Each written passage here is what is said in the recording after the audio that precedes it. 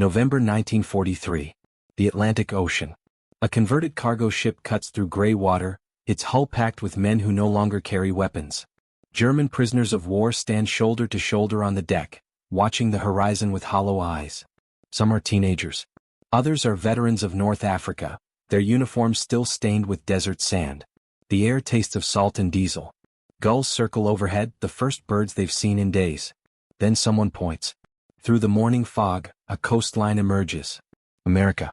The enemy homeland they were taught to imagine as a crumbling empire ruled by Jewish financiers and filled with mongrel races too weak to fight. The decadent nation their Führer promised would collapse under German steel. But the shore ahead looks nothing like the propaganda films. The cities stand intact. Industrial smoke rises from factories that never stopped running. And as the ship draws closer, the prisoners see something that makes their years of indoctrination begin to fracture like ice under sudden weight. They see a nation that was never on its knees. For years, these men had been fed a carefully constructed lie. In classrooms across the Third Reich, in Hitler youth camps, in Wehrmacht training barracks, German soldiers learned that America was not a real nation. It was a mongrel experiment. A land polluted by racial mixing, controlled by Jewish conspirators, weakened by democracy and soft living.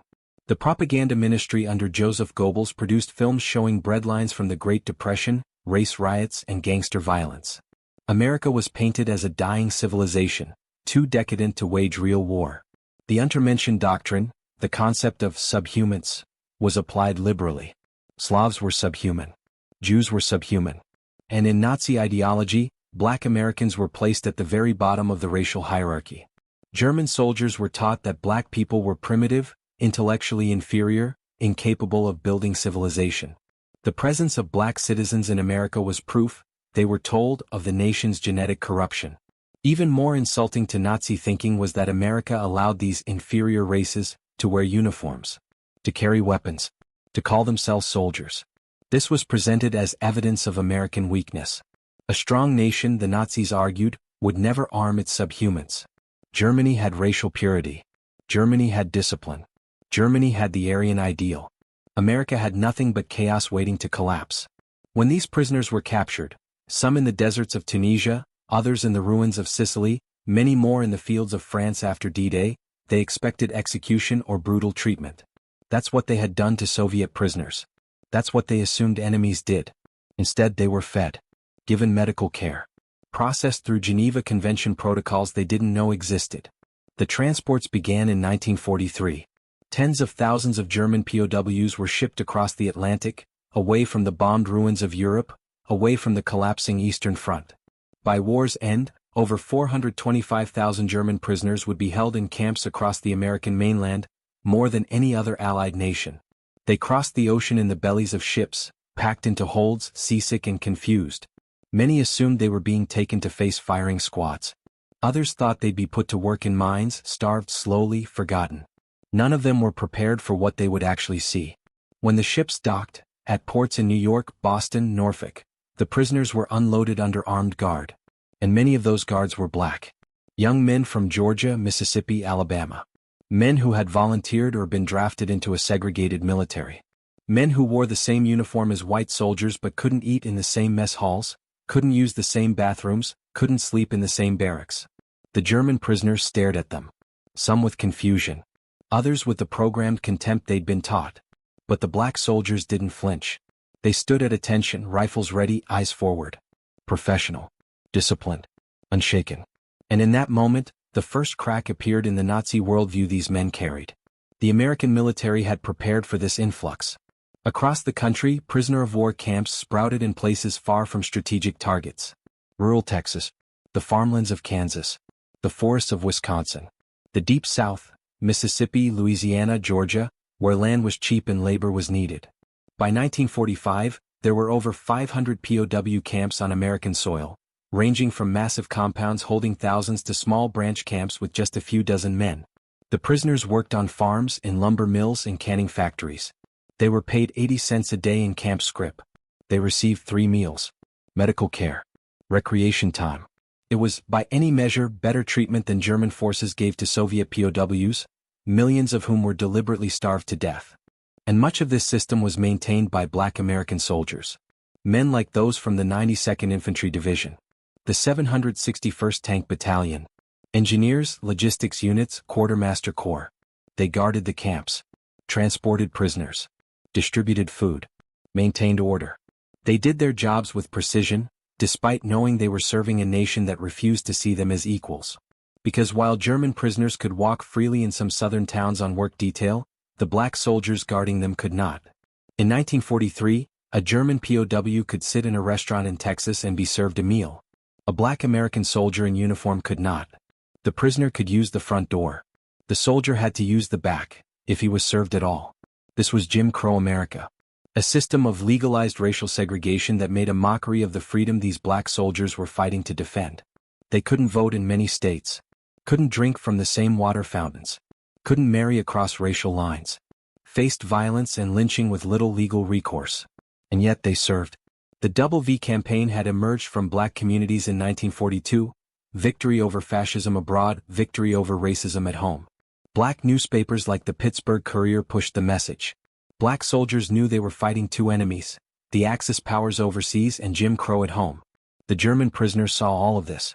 They saw black soldiers treated as second-class citizens in the very country they defended. They saw the segregation signs, the separate facilities, the casual racism from white guards and civilians. And it created a strange cognitive dissonance. The Nazi propaganda had told them America was weak because of its racial diversity. But here were black soldiers, men they'd been taught were subhuman, performing their duties with discipline and dignity that matched or exceeded their white counterparts. They weren't primitive. They weren't inferior. They were simply men in uniform doing a job. Meanwhile, the racism they witnessed contradicted another Nazi claim, that America was a Jewish-controlled puppet state forcing racial equality. Instead, they saw a nation deeply divided, struggling with its own contradictions. The prisoners began writing letters home, carefully censored but still revelatory. They described abundance they'd never seen in wartime Germany. Cities untouched by bombs. Stores full of goods. Farms overflowing with harvests. And people of different races living side by side, however imperfectly. The propaganda had prepared them for rubble and chaos. Instead, they found a superpower that had barely broken a sweat to defeat them. And standing watch over them were the very men Hitler had taught them to despise, men who had every reason to hate their German captives, yet treated them with more humanity than the Reich had shown its own victims. The first conversations happened in broken English, through chain-link fences, during work details in cotton fields. A German corporal, captured at Kasserine Pass, working alongside a black sergeant from Alabama. Both men in their 20s. Both far from home. The sergeant supervised the work detail, counted tools at day's end, made sure no one collapsed from heat. The corporal expected cruelty. He'd been taught that Americans, especially black Americans, were savages who would abuse prisoners. Instead, the sergeant offered water, joked about the sun, asked if the corporal had family back home. It was such a small moment, so ordinary, and it shattered something. Across hundreds of camps, these interactions multiplied. A prisoner with a toothache receiving care from a black medic. A frightened teenage POW calmed by a black guard who spoke gently, showed photographs of his own children. Farm work supervised by black foremen who demonstrated tasks patiently, without rage or contempt. The humanity was disorienting. The Nazis had spent years dehumanizing entire categories of people. But when you work beside someone, share a meal, exchange stories about home, even across a language barrier, it becomes impossible to maintain the lie that they're subhuman. Many prisoners later recalled these moments as the beginning of their transformation. Not dramatic revelations but accumulations of small kindnesses that revealed the propaganda for what it was, poison designed to make killing easier. But the confusion deepened when prisoners witnessed how black soldiers were actually treated by their own country. A POW work crew might be transported by a black driver to a town in Mississippi or Georgia. The prisoners would be allowed to walk into a cafe, sit down, order food. The driver would have to wait outside or go to a back entrance marked colored. German prisoners attended movies in local theaters, sitting in the main section. Black soldiers had to use separate entrances, sit in balconies or special sections if they were allowed in at all. In some camps, German officers were housed in better conditions than black enlisted men serving as guards. The prisoners could use recreational facilities that black soldiers couldn't access. This was the terrible irony that broke the Nazi narrative from an unexpected direction. They'd been taught that America's racial diversity was weakness, that black people were treated as equals in some Jewish conspiracy to destroy white civilization. Instead, they saw a system of oppression that rivaled the Third Reich's own racist structure. Except America claimed to be fighting for freedom while maintaining it. Some prisoners wrote in their diaries in letters that camp censors sometimes caught, "How can they fight for democracy when this is how they treat their own soldiers?" But the more astute among them asked a different question. If black soldiers serve with such dignity despite this treatment, what does that say about what we were taught? The Nazi ideology required black people to be inferior. Yet here they were, performing complex military duties, showing discipline under pressure, maintaining professionalism in the face of injustice. The cognitive dissonance was profound. The meals told a story propaganda couldn't explain. Breakfast, eggs, bacon, bread with butter, coffee with real cream. Lunch, meat, vegetables, potatoes. Dinner, portions that would have fed a German family for days in 1944 Berlin. The prisoners gained weight. Their health improved. They received medical care that frontline Wehrmacht soldiers couldn't access anymore. Camp canteens sold cigarettes, candy, soap, razors. Prisoners earned scrip from their labor and could purchase goods that had vanished from German stores years ago. Some camps had sports equipment, musical instruments, even art supplies. This was supposed to be the defeated, decadent America on the verge of collapse. Meanwhile, letters from home described cities in ruins, rations cut to near starvation levels, families bombed out of their homes. The Reich that promised 1,000 years was crumbling after 12. The American war machine that Hitler mocked as soft had crushed Germany while barely rationing its own civilian population. Prisoners working in agriculture saw fields stretching to the horizon, mechanized, abundant, untouched by war. They saw factories running at capacity, producing weapons and goods simultaneously. They saw a nation that had mobilized without sacrificing its core prosperity. The propaganda had been exactly backward. Germany was starving while waging war. America was thriving while doing the same.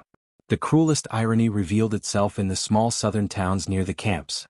A German POW work detail might stop at a general store. The prisoners, under guard, could enter through the front door.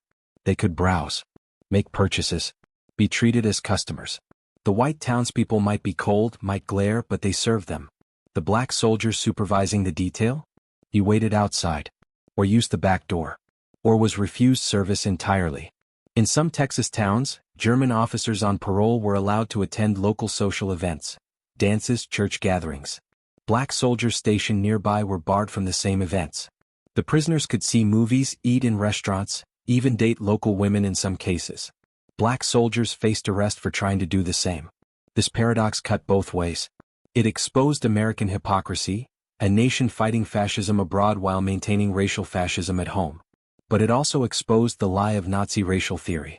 If black soldiers were truly inferior, why did America fear them enough to oppress them? Why did these men continue serving with honor despite being dishonored by their own country? Some German prisoners, especially those from working-class backgrounds, began to see parallels. The Reich's treatment of Jews and Slavs. America's treatment of black citizens. Different ideologies. Same hatred. Same injustice. Inside the barracks, at night, the debates began. Not all prisoners questioned what they'd been taught. Die-hard Nazis remained, enforcing loyalty through intimidation and violence. They beat prisoners who spoke positively about America. They maintained secret courts, punishing traitors who cooperated too willingly with their captors. But others couldn't maintain the faith. They'd seen too much. The evidence contradicted everything Goebbels had promised. America wasn't weak. Black soldiers weren't subhuman. The Jews hadn't destroyed this nation. It was powerful beyond measure. Letters home became acts of quiet rebellion. Prisoners wrote carefully, knowing censors read everything, but the subtext was clear: we were lied to. Some prisoners requested books, newspapers, educational materials. They wanted to understand how they'd been so thoroughly deceived. Camp authorities, recognizing an opportunity, provided anti-Nazi literature, documentaries showing concentration camp liberations, evidence of the Holocaust. Many refused to believe it at first. Propaganda, they said. Allied lies. But the evidence accumulated. The testimonies. The photographs. The math that showed millions missing. The ideological foundations, already cracked, began to crumble entirely. Camp Como, Mississippi. Summer 1944. A work detail of 30 German prisoners marched into town under the supervision of Sergeant Isaac Woodard, a black MP from North Carolina. The men needed supplies, work gloves, tools for the lumber mill. The detail stopped at a hardware store on Main Street. The prisoners filed inside. The owner, a white man in his 50s, watched them carefully but allowed them to browse. They selected items, paid with camp scrip, exchanged basic pleasantries in broken English. Sergeant Woodard waited outside in the heat. When the prisoners emerged, one of them, a former schoolteacher named Klaus Hermann, asked why the sergeant hadn't come inside. A white corporal guarding the detail shrugged. He can't. Store policy. Hermann looked confused. Then understanding dawned. He glanced back at the store, then at Woodard, standing at attention, sweat beading on his dark skin under the Mississippi sun. But, we are the enemy, Hermann said quietly in German to another prisoner. And he is your soldier. That night, Hermann couldn't sleep. He wrote in a journal that would later be preserved, "Today I saw something I cannot reconcile. We are prisoners of war. We fought against this country. We killed their men. And yet we are treated better than their own soldiers who guard us. What does this mean? What have we become?" It wasn't an isolated moment. In Georgia, a German POW sat in a drugstore sipping a Coca-Cola, his first taste of the drink he'd heard about in propaganda films. At the counter beside him, a white teenager did the same. Through the window, the prisoner could see two black soldiers in uniform standing outside, denied entry. One of those soldiers was Corporal William Scott, who had survived Anzio, who had pulled wounded men from burning vehicles, who wore the Purple Heart on his chest. He couldn't buy a Coca-Cola in his own country. In Louisiana, prisoners on a train headed to a work camp watched as black soldiers were forced into a segregated car while German POWs rode in the main section. In Texas, a prisoner attended a local fair under supervised parole while black MPs working the event couldn't enter through the main gates. The moral mathematics didn't work. Under Nazi ideology, this should have confirmed American weakness, racial chaos, inferior people in uniform, a nation eating itself from within. But that's not what they saw. What they saw were men performing their duties with excellence despite being treated as less than human. Men who could have been bitter, violent, cruel in response, but chose discipline instead. Men who guarded German prisoners with fairness and professionalism, even though those prisoners belonged to an army that had declared them subhuman. The black soldiers didn't need to say anything. Their quiet dignity said everything. And for some prisoners, it triggered a profound question they'd never been allowed to ask. If we were told lies about these men, what other lies were we told? In camps across America, conversations happened in whispers. Did you see how they treated him? He fought for this country and they won't even let him eat in that restaurant. Maybe we were wrong about everything. February 1945. Camp Alva, Oklahoma.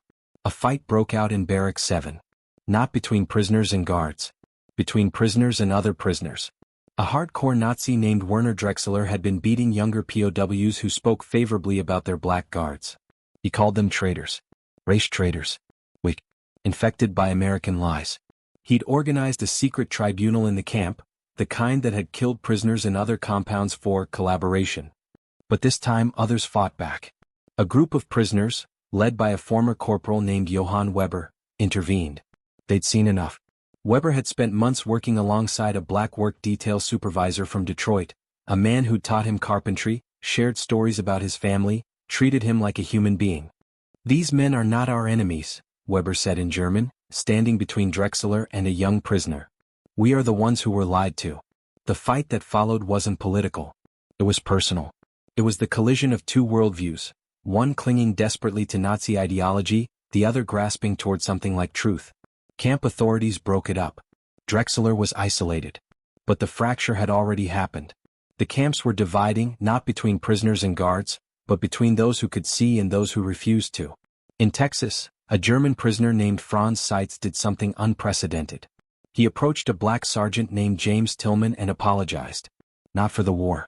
Not for his capture. But for what he'd believed. "I was taught you were less," Seitz said in halting English. "I see now this was poison. I am sorry." Tillman didn't know what to say. He'd been spit on by German prisoners. Called slurs. Threatened. And now one of them stood before him, cap in hand, offering something like repentance. "You just do your time, soldier," Tillman finally said. "And when you go home you remember what you saw here." These moments multiplied across the American landscape. In Wisconsin, a prisoner intervened when a local white civilian harassed a black guard.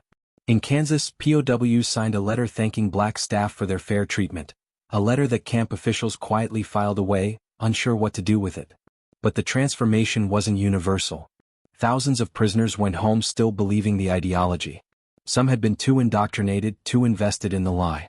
Others had never seen the contradictions, kept isolated in camps with only white guards. Yet for those who saw, for those who had their worldview cracked open by the simple devastating act of watching black soldiers endure injustice with grace, the change was irreversible. They began to ask the questions they'd been forbidden to ask. If we were lied to about black Americans, were we lied to about Jews? About Poles? About everyone the right called subhuman? If these men aren't inferior, who are we for believing they were?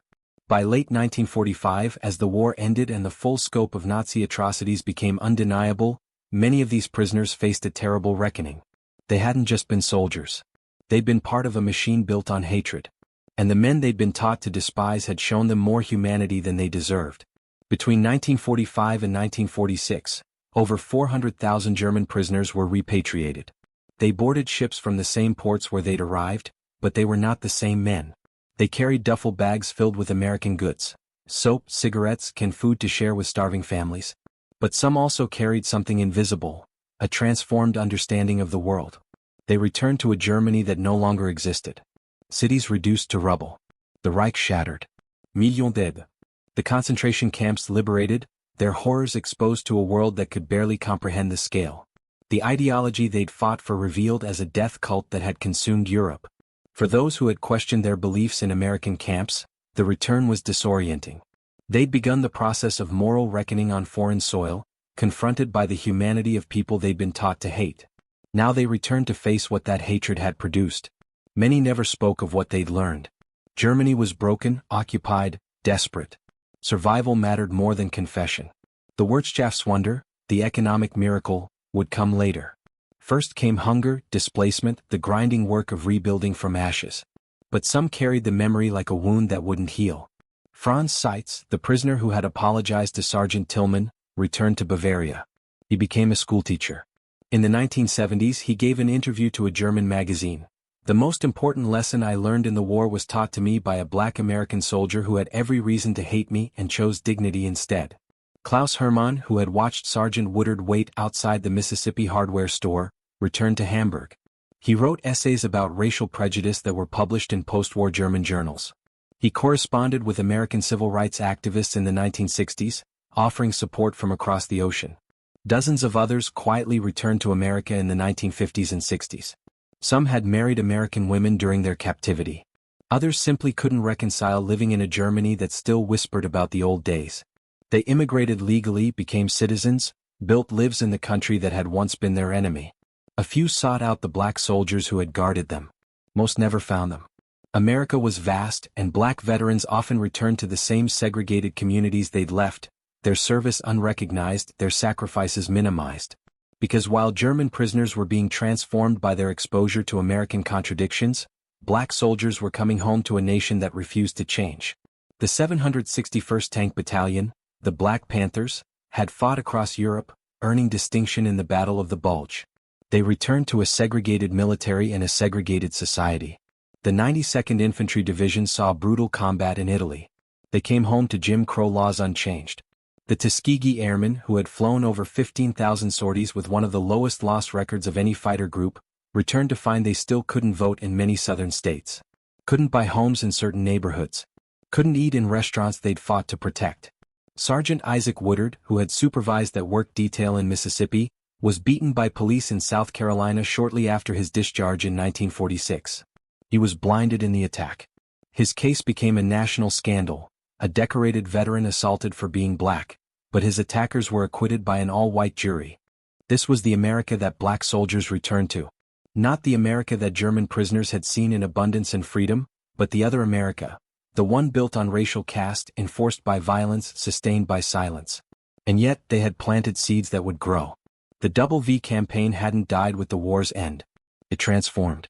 Black veterans returned home radicalized by the contradiction they'd lived. They had defeated fascism abroad. They had proven their courage, their competence, their loyalty. And they would no longer accept second-class citizenship. In 1946, Isaac Woodard's blinding sparked outrage that reached President Harry Truman. Truman, shaken by the violence against returning veterans, began to shift federal policy. In 1948, he signed Executive Order 9981, mandating desegregation of the armed forces. It wasn't immediate, full integration took years, but the dam had cracked. The veterans became the backbone of the civil rights movement. Medgar Evers, who had fought in Normandy, returned to Mississippi to challenge segregation. Hosea Williams, who survived the Battle of the Bulge, became a key organizer in the Southern Christian Leadership Conference. Amzie Moore, a veteran of the Pacific Theater, organized voter registration drives that white supremacists tried to crush with violence. They had learned something in the war: how to fight, how to organize, how to stand firm under fire. And they used those skills to wage a different battle, one for the soul of America itself. By the 1950s and 60s, as the civil rights movement accelerated, some of those German prisoners who had witnessed Jim Crow firsthand watched from across the Atlantic. They saw the marches, the sit-ins, the Freedom Riders, the violence at Selma and Birmingham, and some wrote letters of support. In 1963, a group of former POWs in West Germany published an open letter in Der Spiegel. "We were your enemies once. We believed terrible lies about you. But some of you showed us the truth through your dignity and service. Now we watch as you fight for rights we took for granted. We stand with you." The irony was profound and painful. Nazi prisoners had been granted more immediate freedom in 1940s America than black Americans who had defended it. German POWs could testify decades later to witnessing racism so normalized it shocked even men indoctrinated by Hitler. Their testimonies became historical documents. Interviews conducted in the 1980s and 90s preserved their memories. "We thought we were the superior race," one former prisoner said. "Then we saw how your country treated its black soldiers, and we realized superiority was just another word for cruelty." Another recalled, "The guards were professional, fair, even kind. I could not reconcile this with what I'd been taught. It broke something in me, the belief that some people are worth less than others." These confessions didn't absolve them. They had still served the Reich, still participated in a war of extermination. But they documented something important. Hatred is learned and can be unlearned. Even those marinated in Nazi ideology could be reached by simple human contact. The recognition black soldiers deserved came slowly, reluctantly. The 761st Tank Battalion received a Presidential Unit Citation in 1978, more than 30 years after their service. The Tuskegee Airmen received a Congressional Gold Medal in 2007. Individual veterans fought for decades to have their service properly acknowledged. Some never received recognition at all. They died in segregated veterans' hospitals, were buried in segregated cemeteries, their stories lost to a nation that preferred to remember a sanitized version of the war. One where everyone had been united, racism had been paused, and victory had been pure. But the truth was messier and more important. Black soldiers had fought two wars simultaneously, one against fascism overseas, one against racism at home. They had been denied basic dignity while extending it to enemy prisoners. They had worn the uniform with honor while their country dishonored them. And in doing so they had accidentally become teachers. They had shown German prisoners that the Nazi ideology was hollow, that humanity transcended race, that dignity could exist even under oppression. They had defeated Nazism not just on the battlefield, but in the quiet moments of daily interaction. A shared joke, a fair decision, a moment of unexpected kindness. They had won a victory they were never credited for. History has a way of revealing truths that propaganda tries to bury. The German prisoners who arrived on American shores in 1943 carried an ideology built on hatred. They had been taught that certain people were less than human. That race determined worth.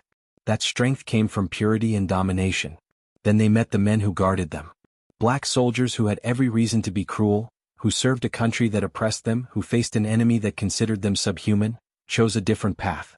They performed their duties with professionalism. They treated prisoners with fairness. They showed, through quiet daily actions, that humanity transcends the lies we're taught. They defeated Nazism twice. Once on the battlefield and once in the hearts of men who had been poisoned by it. This collision of contradictions, Nazi prisoners treated better than black American soldiers, exposed the hypocrisy of both nations. Germany's claim to racial superiority. America's claim to be the land of the free. Both systems were built on the same foundation, the belief that some human beings matter less than others. The difference was that black soldiers knew this was wrong and fought anyway. They didn't fight because America had earned their loyalty. They fought because freedom was worth defending, even in a nation that denied it to them. They fought for an ideal their country had not yet lived up to, and in doing so they pulled that ideal closer to reality.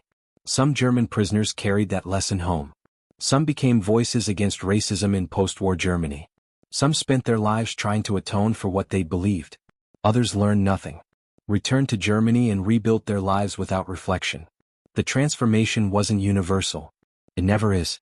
But the possibility existed. The crack in the ideology once opened could never be fully sealed. Hatred is taught. In schoolrooms and propaganda films, in whispered conversations and official doctrine. It is drilled into children until it feels like truth. But it can also be untaught, not through lectures or force, but through the simple, radical act of being human to someone you were told to hate. The black soldiers who served in World War II didn't set out to be teachers. They were just trying to survive, to serve, to make it home.